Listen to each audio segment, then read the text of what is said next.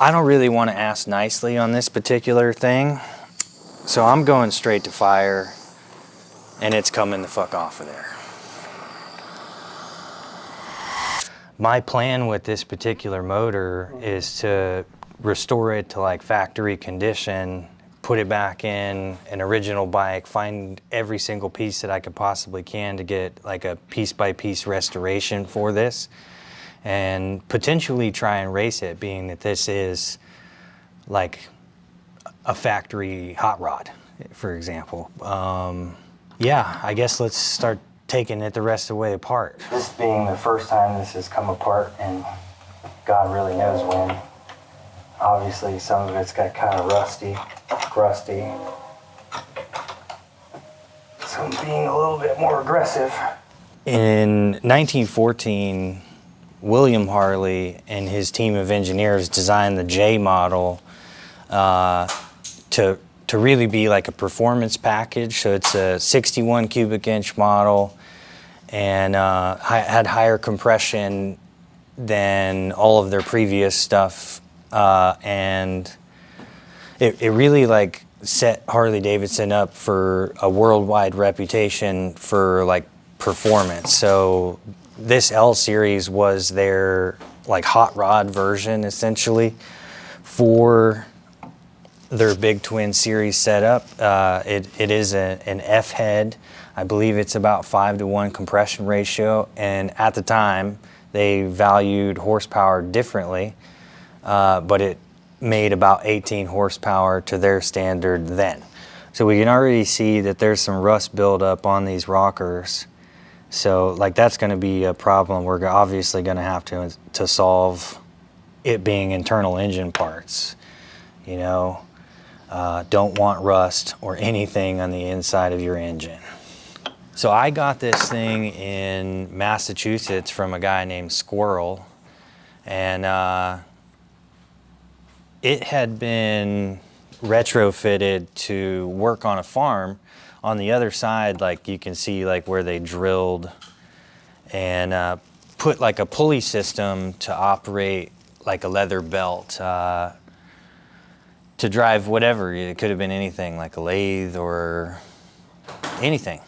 A water pump, whatever it was that was driven by a leather belt in like the early 20s. A lot of the frames like were kind of junk, really, and they would bend easy, people would wreck them, people would ruin the wheels, whatever the case was. But a lot of these motors like went on to live a different life in whatever capacity they could do. I mean, during that time, you know, just after the war, people used what they had, however they had to use it, just to get by.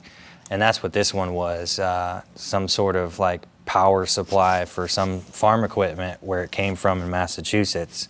So we can already see that there's some rust buildup on these rockers. So like that's going to be a problem we're obviously going to have to solve, it being internal engine parts. You know, don't want rust or anything on the inside of your engine. So like this lever right here, this motor made like really high compression for the time, and what this did is corresponded with this lever here and went into this gear set, which would hold one of the valves open just a little bit longer during the starting procedure to make this motor easier to start.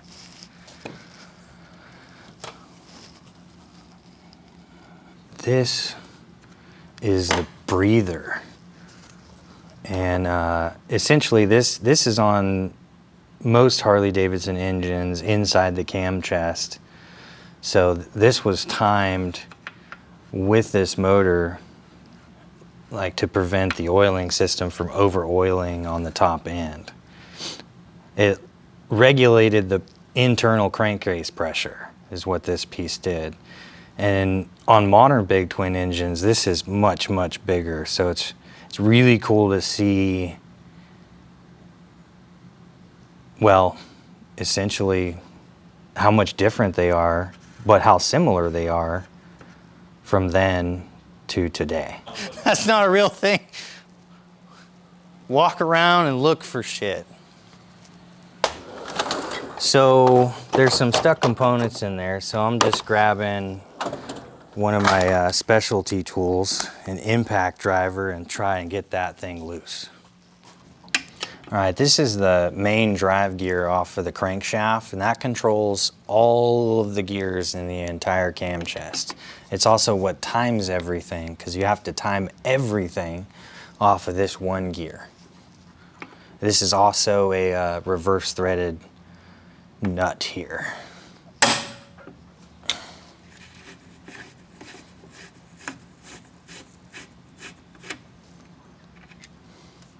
And that's what holds that on there. Just a small flathead screw. Well, not small. Small is relative.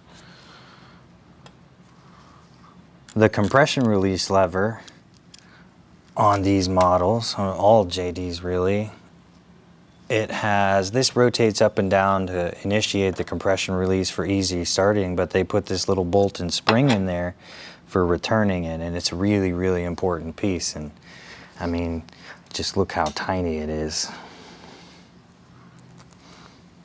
So we ran into a couple problems already in the inside of this cam chest. This compression release lever is completely seized together. Also, the main drive gear on this motor completely seized onto the main shaft. So we got to figure out how to remove it. I just want to expand this material and get this component just moving enough so that I can remove it easily. You can see already it's worked itself loose where I can move it with just my hand or just the screwdriver. So now I bet I can wiggle it off of there, and there you go.